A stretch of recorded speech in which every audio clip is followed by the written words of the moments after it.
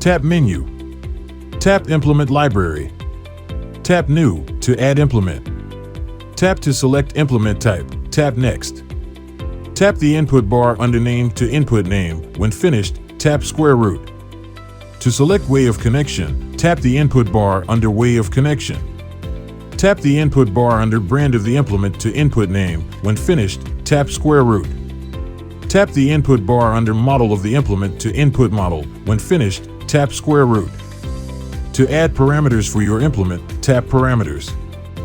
To set skip/overlap, tap the first input bar, input value that you measured, tap Square Root.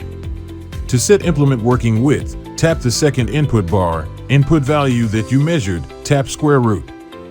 To set implement overall width, tap the third input bar, input value that you measured, tap Square Root.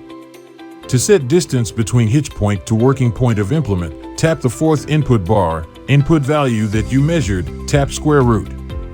To set distance between hitch point to rear of implement, tap the fifth input bar, input value that you measured, tap Square Root. To set implement offset, you can tap the bar on the left to choose sides, then tap the bar on the right to input value that you measured.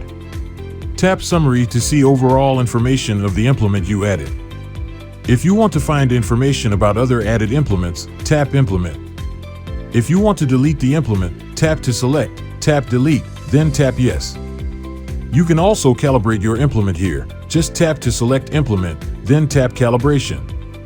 To get your implement information on our cloud server, tap to select Implement, then tap Upload. To synchronize implement information with other terminals, tap to select Implement, then tap Sync. You have to upload first. Different terminals need to log into the same account.